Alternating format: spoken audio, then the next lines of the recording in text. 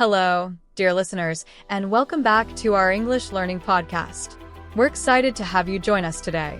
In this episode, we're going to delve into a fundamental aspect of learning any language, asking about possessions, specifically, whose clothes are these? Asking about possessions is one of the essential questions you learn when studying a new language, and it's more significant than you might realize. It's crucial for starting conversations, clarifying ownership, and avoiding confusion. But before we dive into how to use this question and its variations, let's explore why it's so important. Simply put, asking about possessions helps facilitate clear communication. Whether you're trying to identify whose belongings are in a shared space or simply making small talk, understanding how to ask about ownership helps set the stage for effective interactions. Sounds straightforward, right? It is, but there's more to it than just asking, whose clothes are these? The way you ask about possessions can vary based on the context, relationship, and even cultural norms.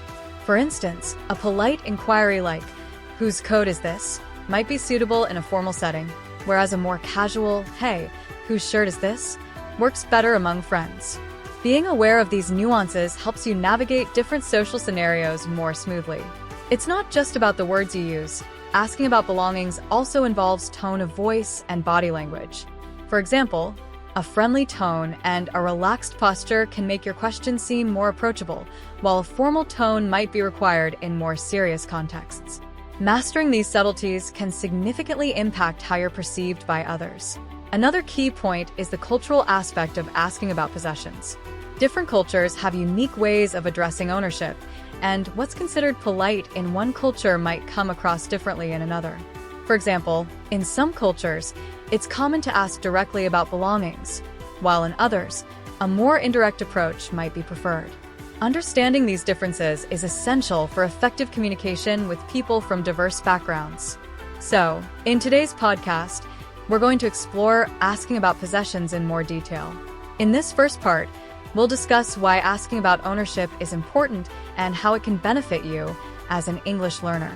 Then, in the following segments, we'll dive into various ways to ask about possessions, from formal to informal, and how to use these questions appropriately. Yes, we'll provide you with tips and tricks to help you ask about belongings confidently and naturally in different situations. So, let's begin by discussing the benefits of mastering these questions. Sounds good. So, dear listeners, you might be wondering, why should I focus on learning different ways to ask about possessions? Well, as we mentioned earlier, asking about ownership is a cornerstone of communication. It helps you avoid misunderstandings and make sure everyone is on the same page, whether you're in a social gathering, at work, or just in a casual setting.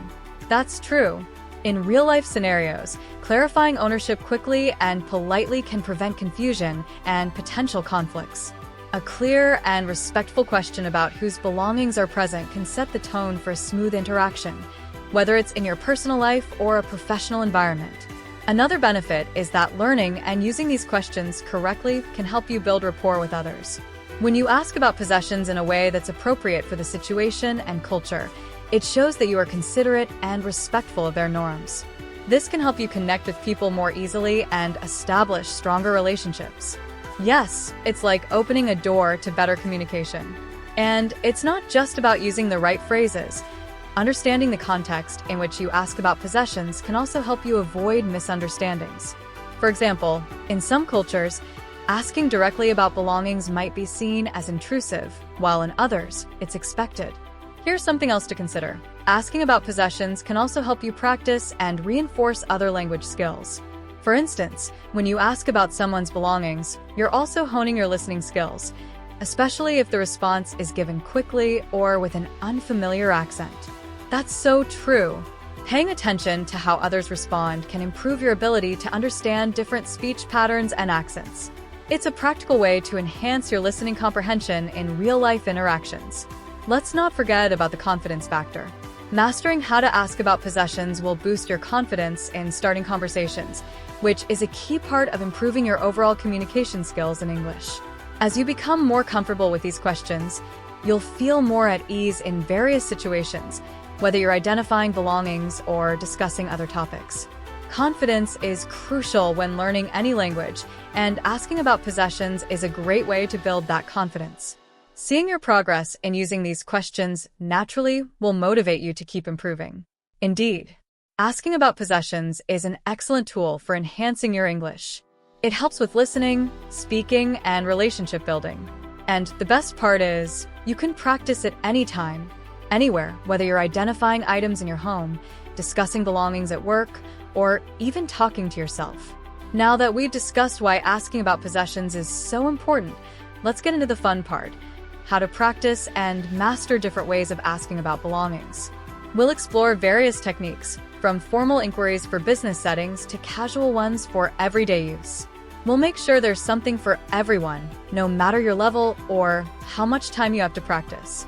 Yes, and the great thing about asking about possessions is that it's something you can practice in any context. Let's start with the basics. Do you want to explain the simplest ways to begin practicing these questions? Sure. The simplest way to start is by focusing on common phrases like, "Whose jacket is this?" or "Who does this bag belong to?" If you're new to learning English or at a beginner level, these basic questions are perfect. You can practice by using them in your daily interactions, whether it's with friends, colleagues, or even strangers. That's a great way to start. And if you find these basic questions too easy, you can gradually increase the difficulty by incorporating different tones and contexts. For example, practice asking, "Whose book is this?" with different levels of formality depending on the situation.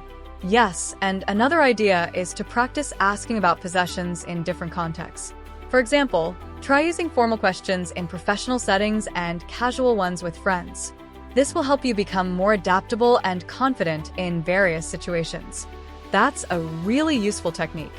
And if you're feeling adventurous, you can try practicing these questions in different languages or with varying cultural norms.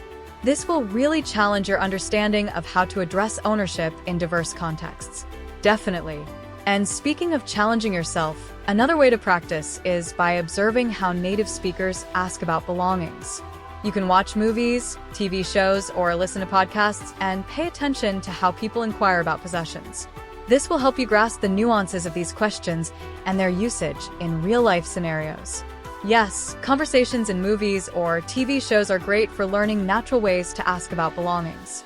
If you find it difficult at first, you can slow down the audio or start with simpler dialogues. As you improve, you can move on to more complex interactions. Another fun way to practice is through role-playing. You can simulate different scenarios, like identifying whose belongings are at a party, asking about items in a shared office, or clarifying ownership in a group setting. This is a great way to build confidence and get comfortable with using different questions in various contexts. I love that idea. Role-playing can make learning engaging and interactive, and it's a great way to practice both formal and informal ways of asking about possessions. You can do this with a friend or even in front of a mirror. And if you're looking for something more advanced, you can try practicing how to ask about possessions in different cultural contexts. For example, learn how to inquire about belongings in Japan, Brazil, or France, and use the appropriate question and body language for each culture. That's a great suggestion.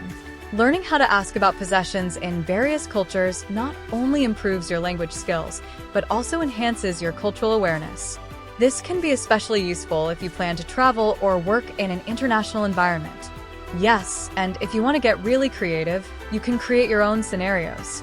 Imagine different situations where you might need to ask about possessions, like a job interview, a social event, or finding an item at a friend's house.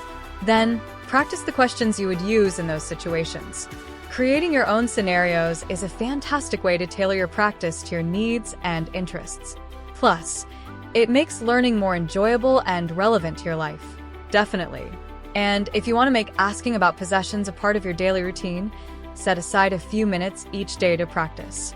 Even just asking about items in your surroundings can help you build confidence and improve your skills over time. Yes, consistency is key. The more you practice, the more comfortable you'll become with asking about belongings in English.